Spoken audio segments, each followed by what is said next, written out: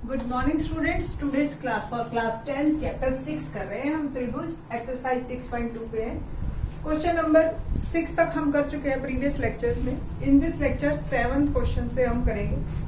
7th और 8th question actually आपका 9th based है, और 9th में अगर आपको याद हो मध्य बिंदु प्रमेय या मिड पॉइंट थ्योरम आपने की हो, तो मिड पॉइंट थ्योरम सिद्ध करने में हमें इतनी लंबी थ्योरम हमने की थी। अगर हमें उस वक्त थेल्स थ्योरम के बारे में पता होता तो within 1 step we can prove it. ठीक है, तो पहले क्वेश्चन पढ़ते हैं और फिर एक बार मध्य बिंदु प्रमेय में आपको रिकॉल करवा देती हूँ। क्या थी मध्य बिंदु प्रमेय? थी कि किसी त्रिभुज के अगर दो भुजाओं के मध्य बिंदु को मिलाया जाए, डी और ई मध्य बिंदुओं को मिलाया जाए, तो वो तीसरी भुजा के समांतर भी होता है और उसका आधा भी होता है। ये थी मध्य बिंदु। तो इसका विलोम क्या था कि अगर सपोज किसी त्रिभुज में अगर एक रेखा समांतर है और ये मध्य बिंदु दे रखा है, डी मध्य बिंदु है, तो ई भी मध्य बिंदु होगा कंफर्म। ई को ये समद्विभाजित करेगा। तो सीधी सी बात है, ये थी हमारी मध्य बिंदु प्रमेय और उसका विलोम। अब हम करेंगे क्वेश्चन 7 को पढ़ते हैं, फिर देखते हैं कि ये कितना इससे मिलता जुलता है। मेरी बात सच भी है या ऐसी कह रही हूँ?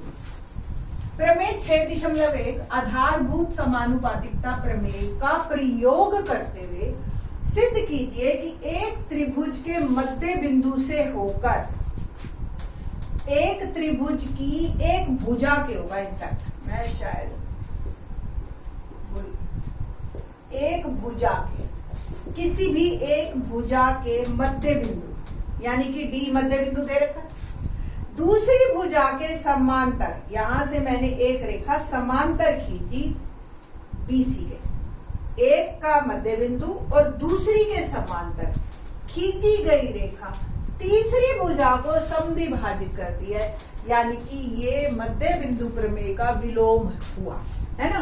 तो सिद्ध दिया है क्या है, डी मध्य बिंदु है। अब मैथमेटिकली हम डी मध्य बिंदु ऐसे नहीं लिखेंगे डी मध्य बिंदु है, फिर वो तो हिंदी होगी। डी मध्य बिंदु है, इट मींस एडी बराबर डीबी, ये है इसका मतलब। और क्या दे रखा है, दूसरी भुजा के समांतर, यानी कि डीई समांतर बीसी, ये भी दे रखा है। सिद्ध क्या करना है आपको? सिद्ध करना है एई बराबर ईसी, कि वो ई तीसरी भुजा को समद्विभाजित करती है। समद्विभाजित का मतलब वो इसको बराबर बराबर बांट रही है, यही मतलब हुआ ना। इट मींस मुझे जो सिद्ध करना है वो एई बराबर ईसी सिद्ध करना है। ठीक है जी, बस हल करते हैं।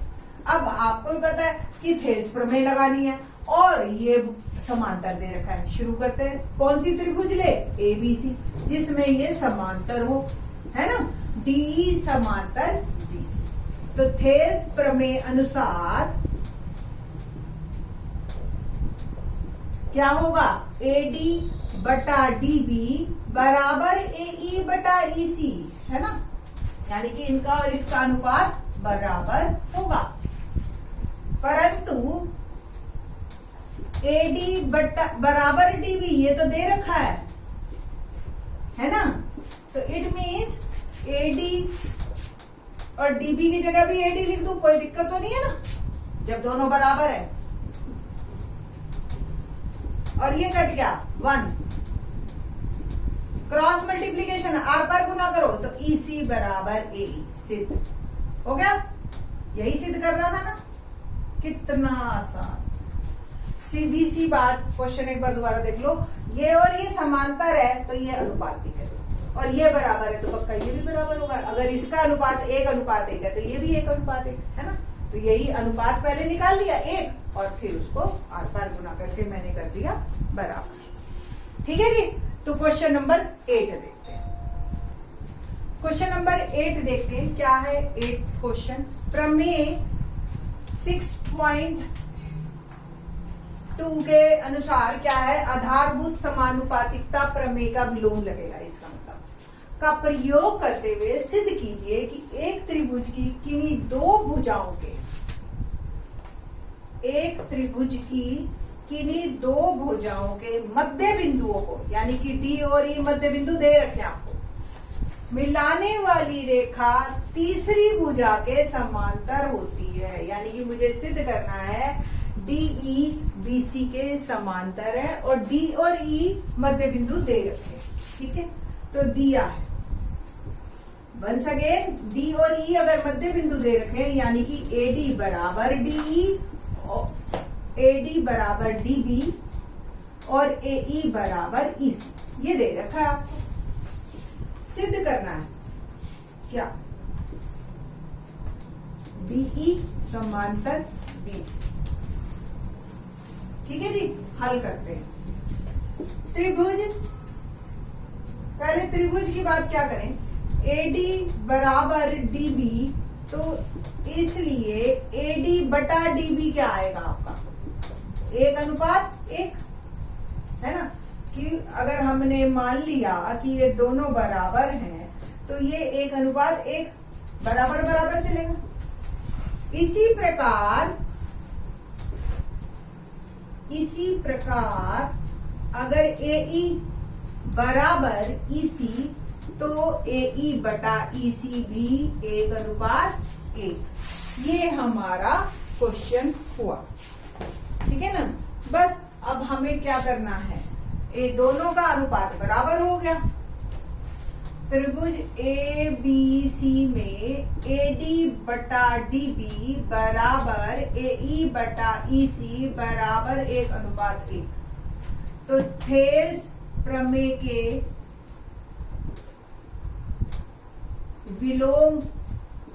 विलोमानुसार क्या कहता है विलोम, कि अगर भुजाएं अनुपातिक हैं तो रेखा समांतर है, DE समांतर BC। तो 1 मिनट में क्वेश्चन हो जाता है। कहा हम मिड पॉइंट थ्योरम, मध्य बिंदु प्रमेय कितना लंबा करते थे और अब ये क्वेश्चन कंप्लीट हो गया आपका, ठीक है जी। तो क्वेश्चन नंबर 9 करते हैं। क्वेश्चन नंबर 9 देखते हैं क्या है। क्वेश्चन नंबर 9, ABCD एक समलंब है। समलंब एक नया वर्ड आया, ट्रेपीजियम कहते हैं हम इसको इंग्लिश में। ये ऐसे चतुर्भुज होता है बेटा जिसमें दो भुजाएं समांतर और दो असमांतर होती है, ये बात कंफर्म, ठीक है। यानी कि इस शेप का पढ़ रखा होगा आपने पहले। कहता है एक समलंब है और जिसमें AB समांतर DC, AB समांतर DC तथा इसके विकर्ण तो देखो ना आपका ऐसे मिलता है, O पर प्रतिच्छेद करते हैं। दर्शाइए कि AO अनुपात BO अनुपात CO अनुपात DO ये बराबर है, ठीक है जी। कैसे करना है, दिया AB समांतर DC, सिद्ध करना AO बटा BO बराबर CO बटा D।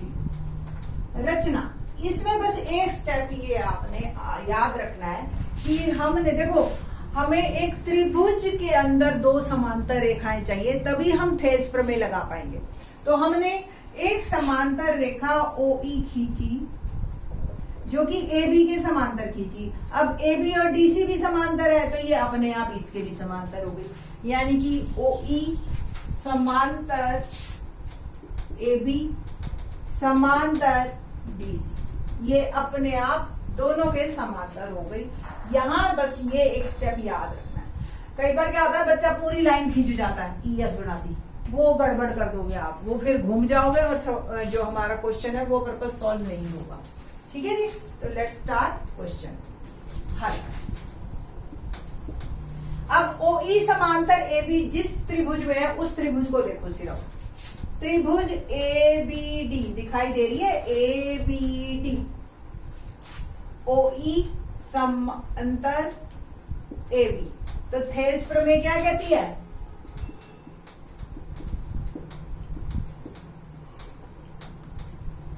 थेल्स प्रमेय अनुसार ये समांतर है तो AE या इधर से ले DE, ऐसे ले लेते DE बटा ए ई बराबर है DO बटा OB। ठीक है, ये नंबर 1 देख रहे हो ना आप। ये त्रिभुज देखो ऐसे, ये और ये समांतर, तो ये भुजाएं अनुपातिक थेल्स प्रमेय कहती है। ठीक है जी। अब आपने कौन सी त्रिभुज लेनी है? अब त्रिभुज लेंगे हम ACD, OE समांतर DC, इसको भूल जाओ।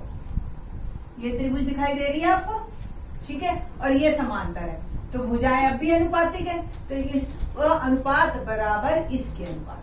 ठीक है, दोबारा लिखने की जरूरत नहीं है, थेल्स प्रमेय हमने एक बार बता दिया है। तो OC बटा OE 1 व 2 से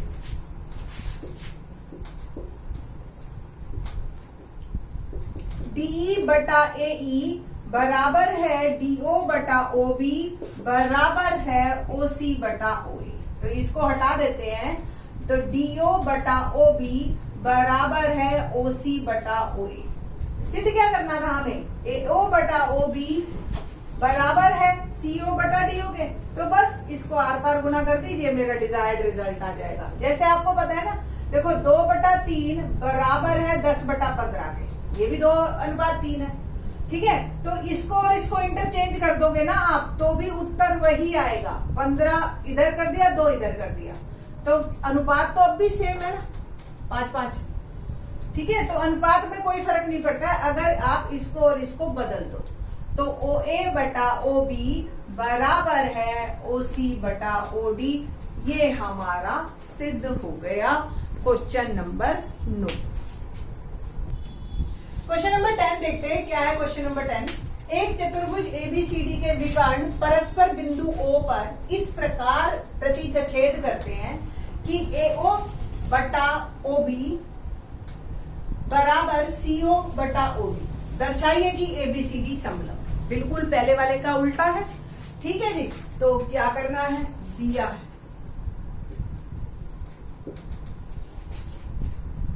AO बटा OB बराबर OC बटा OD, ये दे रखा है।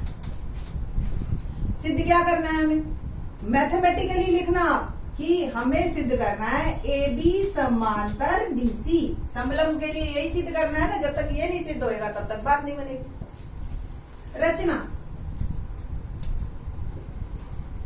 रचना में आपने लिखना है OE समांतर AB मैंने खींची।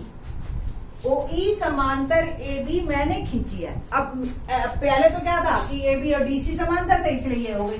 अब नहीं है, अब सिर्फ एक के साथ समांतर है। ये हम ये सिद्ध करेंगे कि OE AB के समांतर हमने ली और OE CD के समांतर भी हो गई, तो इट मींस ये भी आपस में समांतर है और ये फिर समलंब है। ये तरीका रहेगा हमारा काम करने का। अब क्वेश्चन करते हैं हम हल। जिसमें ये समांतर है वही त्रिभुज लेनी है। त्रिभुज ABD दिखाई दे रही है, ABD। ठीक है जी। OE समांतर AB, इसको रब कर देती हूं मैं ताकि आपको दिखे क्लियर। अगर OE समांतर AB के है तो AE बटा ED बराबर होगा OB बटा OD के, है ना। ये और ये अनुपात बराबर होगा थेल्स प्रमेय अनुसार।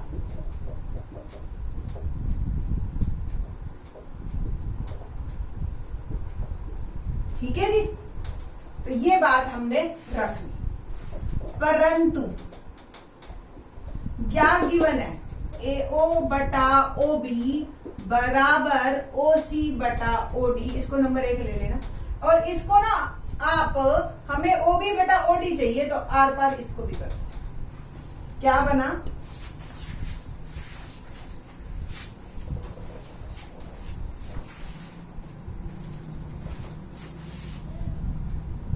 AO बटा OC बराबर हो गया OB बटा OD। एक में क्या है? एक से AE बटा ED बराबर था मेरा OB बटा OD। ये एक है और ये भी, तो और OB बटा OD बराबर है AO बटा OC। तो इट मीन्स AE बटा ED बराबर हो गया AO बटा OC। अब मैं AO को भी ज्वाइन करूं। त्रिभुज ACD में इसको भूल, ACD त्रिभुज दिखाई दे रही है, ACD, AO बटा OC, AE बटा ED,